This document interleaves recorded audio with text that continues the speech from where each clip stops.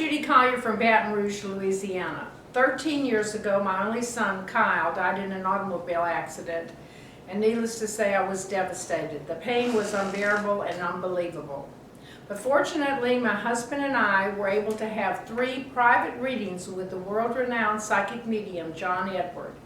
And I know a lot of people are skeptical, and I was one of those people at first, but John was able to give us such specific and accurate information that there's no way he could have done research, there's no way that he could have read mine to tell us the things he did.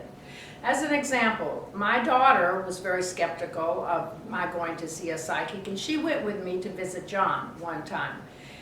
And during the reading, John kept telling my daughter that the dead grandparents on her husband's side of the family were there. And of course I was mortified because I didn't even know these people, I didn't care about them, and I was there to hear from Kyle.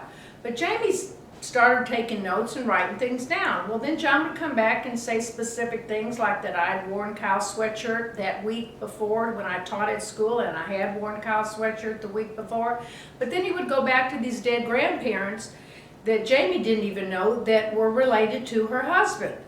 Well, anyway, later on during the reading, after John told us many, many things that were accurate, he told Jamie, he said, "Jamie, your brother wants you to know that he's responsible for bringing these dead grandparents to this reading." And John, he actually stood up from his chair and put his hands on his hips, and looking at my daughter, he said, "Your brother's going, huh, I did it. Now what do you think of that?"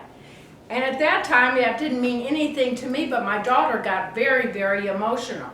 Well, anyway, the reading ended shortly, and when we were leaving, Jamie said, "Mom, I know Kyle's okay. I know he exists. I know he's aware."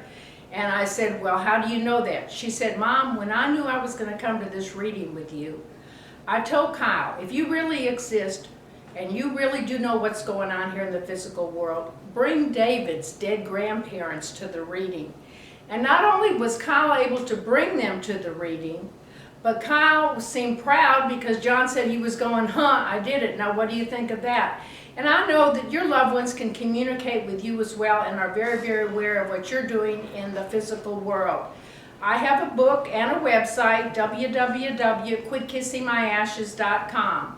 And if you visit that, you'll find out more ways that your loved ones can communicate with you and bring you comfort. Thank you for listening to the story.